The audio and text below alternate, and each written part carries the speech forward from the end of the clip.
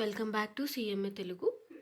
So మనం GST topic మాట్లాడుకుంటున్నాం. Schedule 1 transactions అన్నీ కూడా మనం లాస్ట్ క్లాస్లో కంప్లీట్ చేసాం. అండ్ ఈరోజు క్లాస్లో స్కెడ్యూల్ 2 స్టార్ట్ చేస్తున్నాం. అండ్ మనం ఏదైతే మెటీరియల్ చూస్తున్నామో అది మన ఇన్స్టిట్యూట్ మెటీరియలేనండి, ఐసిఐ వెబ్సైట్లో దొరుకుతుంది. సో ఇక్కడ మనకి స్కెడ్యూల్ 2 అనమాట. స్కెడ్యూల్ 2 ఏ సెక్షన్ అంటే section 7 class 1 sub class D అనమాట. సో దీంట్లో ఏం చెప్తున్నారు అంటే స్కెడ్యూల్ 2లో మనకి ఏవైతే యాక్టివిటీస్ ఉన్నాయో ఆర్ ఏవైతే ట్రాన్సాక్షన్స్ ఉన్నాయో ఆ ట్రాన్సాక్షన్స్ని గూడ్స్ అంటామా ఆర్ సర్వీసెస్ అంటామా, సో ఏ యాక్టివిటీస్ గూడ్స్ అవుతాయి, ఏ యాక్టివిటీస్ సర్వీసెస్ అవుతాయి అని చెప్పి మనకి స్కెడ్యూల్ 2లో చెప్తున్నారు అనమాట. Section 7 Class 1 Subclass D, the activities to be treated as supply of goods or supply of services as referred to in Schedule 2. So ఏవైతే యాక్టివిటీస్ని సప్లై ఆఫ్ గూడ్స్ అంటాము అండ్ ఏ యాక్టివిటీస్ని సప్లై ఆఫ్ సర్వీసెస్ అంటాము అని చెప్పి మనకి స్కెడ్యూల్ 2లో చెప్పారనమాట. సో మనకి సర్వీసెస్ సంబంధించి వేరే ఉన్నాయి, గుడ్స్కి సంబంధించి వేరే యాక్టివిటీస్ ఉన్నాయి. అవి ఏంటి అని చెప్పి ఈరోజు క్లాస్లో డిస్కస్ చేద్దాం. So Schedule 2 of CGST Act 2017 has certain activities clearly classified as goods or services under GST to avoid any such confusion. So మనకేంటి, ఇది గూడా ఆర్ ఇది సర్వీసెసా, ఇది గూడేనా ఆర్ ఇది సర్వీసా అని చెప్పి మనకి కన్ఫ్యూజన్ లేకుండా మనకి సిజిఎస్టీ యాక్ట్లో క్లియర్గా చెప్పారనమాట. సిజిఎస్టీ యాక్ట్లో స్కెడ్యూల్ 2లో మనకి అది గూడ్ అవుతుందా సర్వీస్ అవుతుందా అని చెప్పి క్లియర్గా చెప్పారనమాట. ఏ కన్ఫ్యూజన్ లేకుండా ఇది గూడ్ అవుతుందా లేదా సర్వీస్ అవుతుందా అని ఆలోచించే ఏ కన్ఫ్యూజన్ లేకుండా ఈ కొన్ని యాక్టివిటీస్ ఏమో సర్వీసెస్ అవుతాయి, కొన్ని యాక్టివిటీస్ ఏమో గూడ్స్ అవుతాయి అని చెప్పి మనకి స్కెడ్యూల్ 2లో సిజిఎస్టీ యాక్ట్లో చెప్పారనమాట. అవి ఏంటి అంటే, however the above mentioned class D of section 7 class 1 has been omitted vide the CGST Amendment Act 2018 along with the insertion of new clause 7(1)(a). So ఇక్కడ ఏంటంటే మనకి పైన చెప్పినట్టు క్లాస్ డి అనేది ఒమిట్ చేశారనమాట. సో క్లాస్ డి ఏంటి, so class D ఇదనమాట. So class డిని omit చేశారనమాట. క్లాస్ డిని ఒమిట్ చేసి న్యూ సెక్షన్ అనేది ఇన్సర్ట్ చేశారనమాట.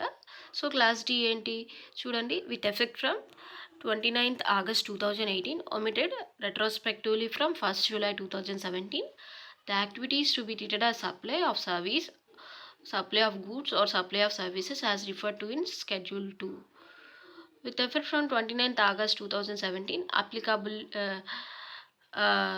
2018 applicable retrospectively from 1st July 2017. So ఇక్కడ పైన చెప్పినట్టు డి అనేది మనకు ఒమిట్ చేసేసి 7 క్లాస్ 1A అనేది ఇన్సర్ట్ చేశారనమాట. 7 క్లాస్ 1A అంటే ఇక్కడ ఏముంది, where certain activities or transactions constitute a supply in accordance with the provisions of subsection 1 they shall be treated either as supply of goods or supply of services as referred to in Schedule 2. So మనకైతే 7 class D అనేది omit చేశారు. 7 class D omit చేసి 7 class 1A అనేది insert చేశారనమాట. So 7 class 1Aలో ఏం చెప్తున్నారు, schedule 2లో ఏ యాక్టివిటీస్ని గూడ్స్ అంటున్నారు అండ్ ఏ యాక్టివిటీస్ని సప్లై ఆఫ్ సర్వీసెస్, ఏ యాక్టివిటీస్ని సప్లై ఆఫ్ గూడ్స్ అంటున్నారని చెప్పి స్కెడ్యూల్ 2లో చెప్పారనమాట. So where certain activities or transactions constitute a supply in accordance with the provisions of subsection class 1 they shall be treated either as a supply of goods or supply of services as referred to in Schedule 2. So ఇది మనకి ఇంట్రడక్షన్లో మనం section 7 గురించి మాట్లాడుకునేటప్పుడు మాట్లాడుకున్నాం అనమాట. So section 7 class 1లో ఏమి సప్లైలో include చేస్తామని ఉంది and section 7 class 2లో సప్లైలో ఏమి ఎక్స్క్లూడ్ చేస్తామని ఉంది. సో మన ఈ పైన టాపిక్లో మాత్రం మనం సప్లైలో ఏమి ఇంక్లూడ్ చేస్తారు అన్న దాని గురించి ఇంకా మాట్లాడుకున్నాము. అండ్ సప్లైలో ఏమి ఎక్స్క్లూడ్ చేస్తామనే టాపిక్స్ మనకి ఇంకా నెక్స్ట్ వస్తాయి అన్నమాట, తర్వాత వస్తాయి. సో మనకైతే స్కెడ్యూల్ 1 ట్రాన్సాక్షన్స్ అంటే ఏంటి, కన్సిడరేషన్ లేకుండా ఉన్న ఆ ట్రాన్సాక్షన్స్ని సప్లై అంటామని చెప్పి ఒక టాపిక్ మాట్లాడుకున్నాం. మనం ఇంకో టాపిక్లోకి ఎంటర్ అయ్యామన్నమాట, స్కెడ్యూల్ 2. సో ఏ యాక్టివిటీస్ని ఆర్ ఏ ట్రాన్సాక్షన్స్ని సప్లై ఆఫ్ గూడ్స్ అంటాం, సప్లై ఆఫ్ సర్వీసెస్ అంటాం or supply of both services and goods అంటాం అని చెప్పి ఏ యాక్టివిటీస్ ఉన్నాయని చెప్పి ఈరోజు స్కెడ్యూల్ 2లో మాట్లాడుకోబోతున్నాం. సో మనకి ఇదనమాట సెక్షన్ 1 అనమాట మొత్తం సప్లై గురించి. సో సప్లై 1 క్లాస్ 1లో ఏమేమి ఇంక్లూడ్ చేస్తారు అండ్ క్లాస్ 2లో ఏమి ఎక్స్క్లూడ్ చేస్తారు అన్న దాని గురించి ఉంది. సో మనం ఇవన్నీ టాపిక్స్ కూడా మాట్లాడేసుకున్నాం అనమాట. ఈ సబ్ క్లాస్ ఏ మాట్లాడుకున్నాం, all forms of services, all forms of supply of goods or services or both. Sale జరిగినప్పుడు ఎలా ఉంటుంది, ట్రాన్స్ఫర్ జరిగినప్పుడు ఎలా ఉంటుంది సప్లై అనేది, అలాగే ఇంపోర్ట్ ఆఫ్ సర్వీస్ చేసుకున్నప్పుడు సప్లై అనేది ఎలా ఉంటుంది. అలాగే ఇది క్లాస్ సి అనమాట. అంటే ఇది స్కెడ్యూల్ 1 ట్రాన్సాక్షన్స్, అంటే కన్సిడరేషన్ లేకపోయినా మన ట్రాన్సాక్షన్స్లో సప్లై అంటామని. అలాగే క్లాస్ డి అనమాట. క్లాస్ డి దేని గురించి అంటే స్కెడ్యూల్ 2 గురించి. సో క్లాస్ డిని ఒమిట్ చేసేసి మనకి క్లాస్ 1A అనేది ఇన్సర్ట్ చేశారనమాట. సో దాని గురించి డీటెయిల్గా ఈరోజు స్కెడ్యూల్ 2 ట్రాన్సాక్షన్స్ మాట్లాడుకుందాం. సో మళ్ళీ కిందకి వెళ్దాం టాపిక్. సో ఇదనమాట 4th టాపిక్ మాట్లాడుకుంటున్నాం. Section 7 class 1 sub class D అనమాట. సో ఇక్కడ ఫస్ట్ ఇంట్రడక్షన్ అయిపోయింది. స్కెడ్యూల్ 2లో ఏమేమి సప్లైలో ఇంక్లూడ్ చేస్తారు, ఏమేమి గూడ్స్లో ఇంక్లూడ్ చేస్తారు, ఏమేమి సర్వీసెస్లో ఇంక్లూడ్ చేస్తారని మాట్లాడుకున్నాం. Schedule 2 transactions. సో ఏ యాక్టివిటీస్ని సప్లై ఆఫ్ గూడ్స్ అంటారు అండ్ ఏ యాక్టివిటీస్ని సప్లై ఆఫ్ సర్వీసెస్ అంటారని మాట్లాడుకున్నాం. However the above mentioned class D of section 7 class 1 has been omitted by the CGST Act Amendment 2018 along with the insertion of a new class 7 subclass 1A. So మనం ఇప్పుడు మాట్లాడుకున్నట్టు introduction టాపిక్లోకి వెళ్ళి మాట్లాడుకున్నాం కదా. So class డీని omit చేసేసి class 7 1A అని మాట్లాడుకున్నారనమాట. రెండిట్లో ఒకటే టాపిక్, కానీ అమెండ్మెంట్ చేసి దాన్ని క్లాస్ డి అనేది తీసేసి ఏమైనా టైటిల్ ఇచ్చారు అంటే 7 క్లాస్ 1A అని మనకి టైటిల్ ఇచ్చారనమాట. సో 7 క్లాస్ 1Aలో ఏముంటాయి అంటే section 7 class 1A where certain activities or transactions constitute a supply in accordance with the provisions of subsection class 1. They shall be treated either as supply of goods or supply of services as referred to in schedule 2. So ఇక్కడ ఏంటి మనకి ఇక్కడ ఏం చెప్పారు అంటే ఏ యాక్టివిటీస్ని or ఏ ట్రాన్సాక్షన్స్ని సప్లై అంటారు అండ్ దాంట్లో ఏమేమి ప్రొవిజన్స్ ఉన్నాయి. సో మనకి ఏమి ఉన్నాయంటే ఏ యాక్టివిటీస్ని సప్లై ఆఫ్ గూడ్స్ లాగా ట్రీట్ చేస్తాము అండ్ ఏ యాక్టివిటీస్ని సప్లై ఆఫ్ సర్వీసెస్ లాగా ట్రీట్ చేస్తాము స్కెడ్యూల్ 2లో చెప్పినట్టు అని ఇక్కడ సెక్షన్ 7 క్లాస్ 1Aలో చెప్తున్నారు అనమాట. So the objective to amend section 7 of the act is to clarify the scope of supply. So ఇక్కడ ఆబ్జెక్ట్ ఏంటంటే ఇక్కడ సెక్షన్ 7 యొక్క ఆబ్జెక్ట్ ఏంటంటే సప్లై యొక్క స్కోప్ గురించి, అంటే దేంట్లోనే ఏ ఏ ట్రాన్సాక్షన్స్లో సప్లై ఇన్వాల్వ్ అయింది, ఏ ఏ గూడ్స్లో సప్లై ఇన్వాల్వ్ అయింది, ఏ ఏ సర్వీసెస్లో సప్లై ఇన్వాల్వ్ అయింది. సో దాని స్కోప్ గురించి క్లియర్గా ఏ కన్ఫ్యూజన్ లేకుండా మనకి చెప్పడం కోసం సెక్షన్ 7 అనేది దాని యొక్క ఆబ్జెక్టివ్ అనమాట. So the objective is to amend section 7 of the act is to clarify scope of supply. So scope of supply గురించి క్లారిటీగా చెప్పడం కోసం అక్కడ దీని ఆబ్జెక్టివ్ అనమాట. It inserts a new subsection. So ఇది మనం చెప్పుకున్నట్టు ఒక న్యూ సబ్సెక్షన్ అనేది క్లాస్ 1A అనేది ఇన్సర్ట్ చేసుకుందాం అనమాట. ఇంతకుముందు సెక్షన్ 7 క్లాస్ 1A అనే సెక్షన్ లేదనమాట, కానీ ఇప్పుడు న్యూగా ఇన్సర్ట్ చేశారనమాట. insertion it inserts a new subsection class 1A in section 7 and omit class D of subsection class 1. So ఇంతకుముందు ఏంటంటే 7 క్లాస్ 1 సబ్ క్లాస్ డి అనేది ఒక సెక్షన్ ఉండేదన్నమాట. అది తీసేసి 7 క్లాస్ 1A అనే సెక్షన్ అనేది మనకు తీసుకొచ్చారనమాట. ఎందుకంటే క్లారిటీగా స్కోప్ ఆఫ్ సప్లై గురించి చెప్పడం కోసం. సో ఇంతకుముందు 7 క్లాస్ 1 సబ్ క్లాస్ డి ఉన్నప్పుడు ఏం జరిగిందంటే సప్లైలో ఏమి ఇంక్లూడ్ చేస్తారు, ఎక్స్క్లూడ్ చేస్తారు అన్న దాని టాపిక్ వచ్చినప్పుడు మనకైతే స్కోప్ అనేది క్లియర్గా లేదనమాట, కన్ఫ్యూజన్ ఉంది. సో ఏ గూడ్స్ మనకి సప్లై అవుతుంది, ఏ గూడ్స్ సర్వీస్ అవుతుంది, ఇవన్నీ కూడా మనకి క్లారిటీగా లేదనమాట. సో అందుకోసం ఏం చేశారు అంటే section 7 class 1 sub class D section అనేది తీసేసి మనకి సెక్షన్ 7 క్లాస్ 1A అనే సెక్షన్ అనేది ఇన్సర్ట్ చేశారనమాట. Now first an activity has to be supplied as per schedule 1 only, then it will be tested as per schedule 2. So ఇప్పుడు ఏదైనా సరే మనం ఫస్ట్ ఏం చేయాలి, ఆ యాక్టివిటీస్లో మన ఫస్ట్ కన్సిడరేషన్ ఉందా లేదా అని చూడాలన్నమాట. సో కన్సిడరేషన్ లేకపోయింది అనుకోండి మనం ఆ ట్రాన్సాక్షన్కి ఏం టెస్ట్ చేయాలంటే అది స్కెడ్యూల్ 1 ట్రాన్సాక్షన్లో ఉందా లేదా అని చెప్పి ఆ ట్రాన్సాక్షన్ని టెస్ట్ చేయాలన్నమాట. సో మనకి స్కెడ్యూల్ 1లో ఏం ట్రాన్సాక్షన్స్ చెప్పారు, కన్సిడరేషన్ లేకపోయినా సరే సప్లైలు అని అంటారు, సప్లైలో ఇంక్లూడ్ చేస్తారని చెప్పారు కదా.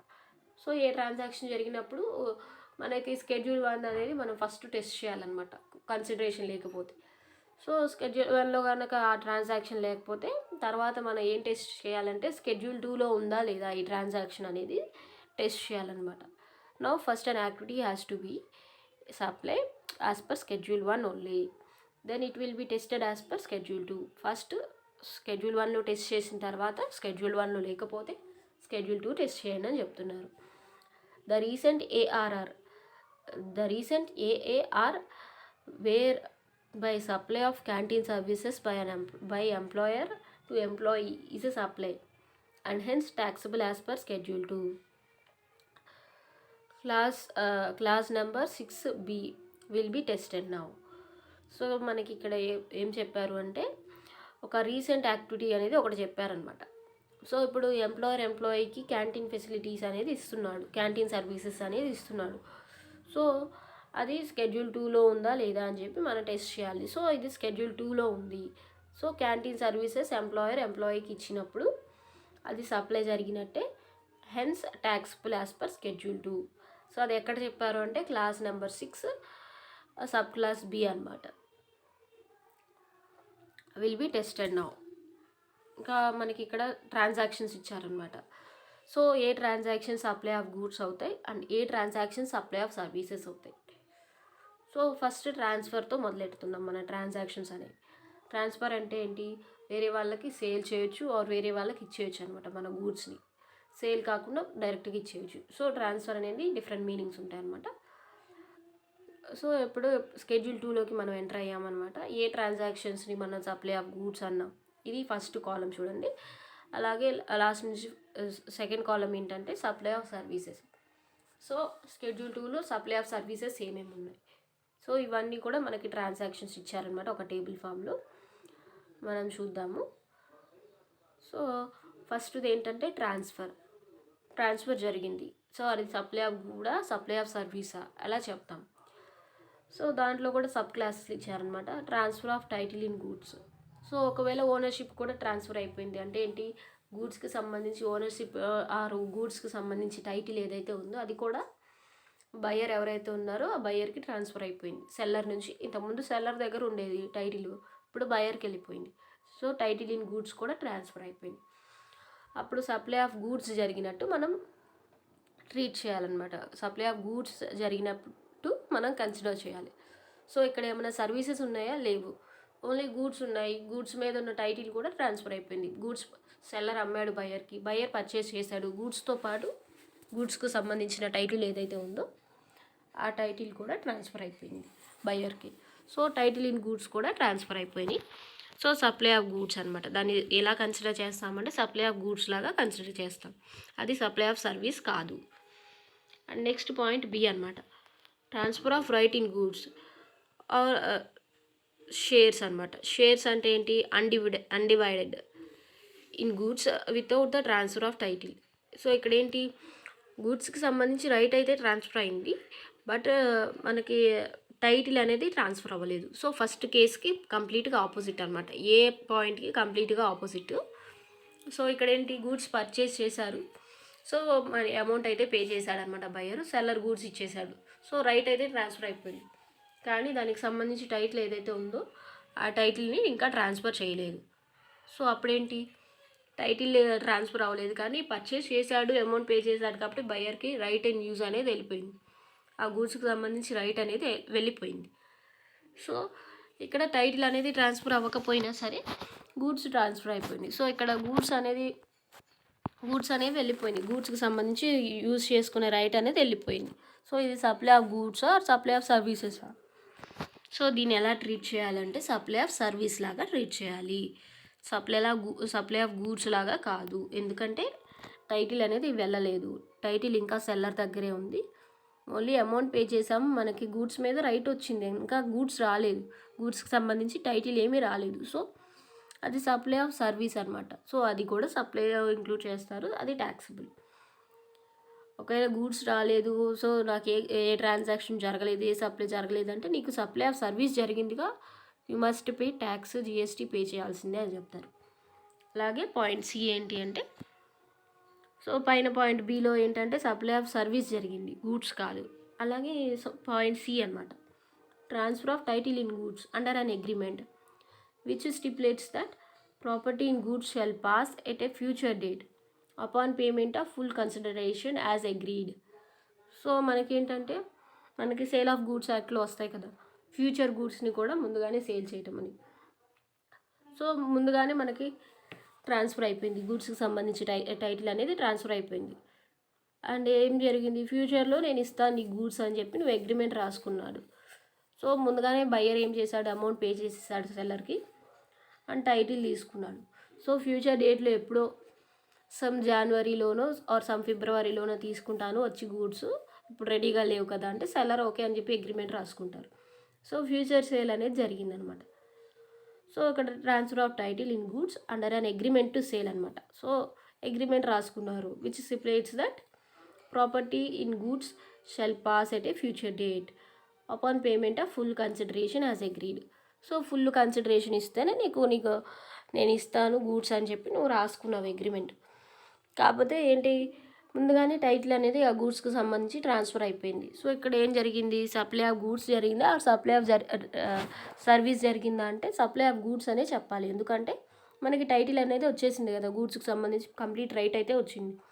మనకి ఏదైతే ఫ్యూచర్లో గూడ్స్ అనేవి రెడీగా ఉంటాయో అప్పుడు వెళ్ళి మనం గూడ్స్ తెచ్చుకోవచ్చు అనమాట. సో ఇక్కడ గూడ్స్కి సంబంధించిన ట్రాన్సాక్షన్లానే జరిగింది, ఎందుకంటే టైటిల్ అనేది మనకు వచ్చేసింది కాబట్టి దీన్ని సప్లై ఆఫ్ గూడ్స్ లానే ట్రీట్ చేస్తాము, సప్లై ఆఫ్ సర్వీస్ కాదు.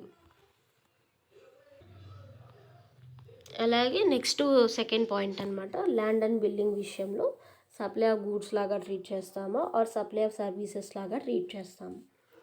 సో ఇప్పుడు ల్యాండ్ కానీ బిల్డింగ్ కానీ లీజ్కి ఇచ్చాము ఆర్ టెనెన్సీ ఇచ్చాము, అలాగే easement, licence to occupy land. So ఇవి ఏ సిచ్యువేషన్స్లో కూడా మనం ఏంటి బిల్డింగ్లు వాడుకుంటున్నారు కానీ బిల్డింగ్కి సంబంధించిన టైటిల్ అని ఓనర్షిప్ అని ఏం ట్రాన్స్ఫర్ చెయ్యం కదా.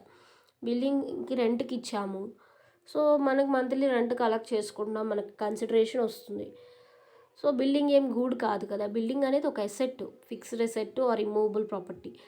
సో ఇక్కడేంటి బిల్డింగ్కి సంబంధించి లైసెన్స్ కావచ్చు ఆర్ లీజ్ అగ్రిమెంట్ అవ్వచ్చు, నేను ఇన్ని ఇయర్స్ ఉంటాను నీ బిల్డింగ్లోనే, సో మంత్లీ అమౌంట్ నేను పే చేస్తాను, లీజ్ అమౌంట్ ఎంతైతే రెంట్ లాగా నేను పే చేస్తాను అని చెప్పి లీజ్కి తీసుకోవచ్చు ఆర్ లైసెన్స్ తీసుకోవచ్చు అనమాట. ఆ ల్యాండ్ నేను యూజ్ చేసుకుంటాను, సో దానికి సంబంధించిన లైసెన్స్ నేను తీసుకుంటానని తీసుకోవచ్చు.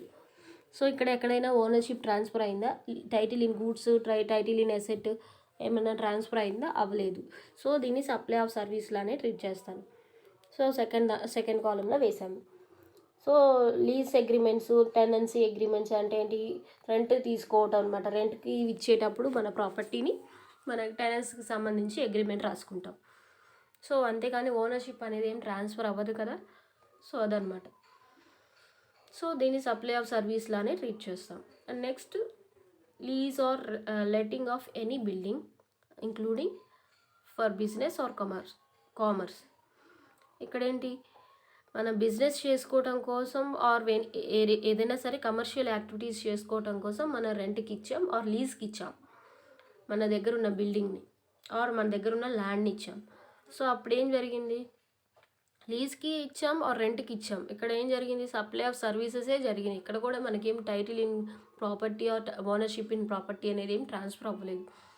మనం ఏంటి, మన బిజినెస్ చేసుకోవడం కోసం ముందుగానే చెప్పాం, మేము బిజినెస్ చేసుకోవాలనుకుంటున్నాం, మీ బిల్డింగ్ కావాలని. సో లీజ్ అగ్రిమెంట్ రాసుకున్నారు ఆర్ రెంటల్ అగ్రిమెంట్ రాసుకున్నారు, అంతేగాని title in goods ownership in property అనేది ఏం ట్రాన్స్ఫర్ అవ్వలేదు కదా. సో ఇది సప్లై ఆఫ్ సర్వీస్ లాగా ట్రీట్ చేస్తాం. సో ఇక్కడ ఏ కన్ఫ్యూజన్ లేకుండా మనకి ఏంటి సెక్షన్ 7 క్లాస్ 1Aలో క్లియర్గా చెప్తున్నారు. సో ఇలా చేసావంటే నీకు సప్లై ఆఫ్ సర్వీసు, సో ఇలా చేసావంటే సప్లై ఆఫ్ గూడ్, ఇలా క్లియర్గా డీటెయిల్గా చెప్తున్నారు అనమాట. Next, building might be a commercial, industrial or residential complex rent out wholly or partly. So ఆ బిల్డింగ్ అనేది కమర్షియల్ బిల్డింగ్ అయినా ఉండొచ్చు ఆర్ రెసిడెన్షియల్ కాంప్లెక్స్ అయినా ఉండొచ్చు. అది పూర్తిగా బిజినెస్ పర్పస్ కోసం ఇవ్వచ్చు, ఆర్ సగం బిల్డింగ్ వేరే అదర్ పర్పస్కి ఇచ్చి సగం బిల్డింగ్ బిజినెస్ పర్పస్కి ఇవ్వచ్చు. అలా జరిగినా సరే మనం lease agreement or rental agreement రాసుకుంటాం, ఆర్ బిజినెస్ చేస్తూ ఉంటాము. సో మనకేమి టైటిల్ ఇన్ ఓనర్షిప్ ఏమీ రాదు, కాకపోతే రైట్ టు యూజ్ వస్తుంది, మనం యూజ్ చేసుకోగలం. ఎందుకంటే మనం మంత్లీ రెంట్ అనో లీజ్ అమౌంట్ అనో పే చేస్తూ ఉంటాం. సో ఇది సప్లై ఆఫ్ సర్వీస్ లాగా ట్రీట్ చేయండి అని చెప్పారు. అండ్ ఇంకా మనకి నెక్స్ట్ తర్వాత చాలా పాయింట్స్ ఉన్నాయి, అవి మనం నెక్స్ట్ క్లాస్లో డిస్కస్ చేద్దాం. ఏ సర్వీసెస్ మనకి సప్లై ఆఫ్ సర్వీస్ అవుతుంది, ఏ గూడ్స్ సప్లై ఆఫ్ గూడ్స్ అవుతుంది, ఇవన్నీ కూడా మనం నెక్స్ట్ క్లాస్లో ఇంకా డీటెయిల్గా డిస్కస్ చేద్దాం. 2 పాయింట్స్ అయితే కంప్లీట్ చేశాను అండ్ ఇక్కడితో క్లాస్ ఎండ్ చేస్తున్నాను. ప్లీజ్ లైక్ చేయండి, షేర్ చేయండి, సబ్స్క్రైబ్ చేయండి. Please like, share, subscribe to my channel CMA Telugu. Please like, share, subscribe to my channel CMA Telugu.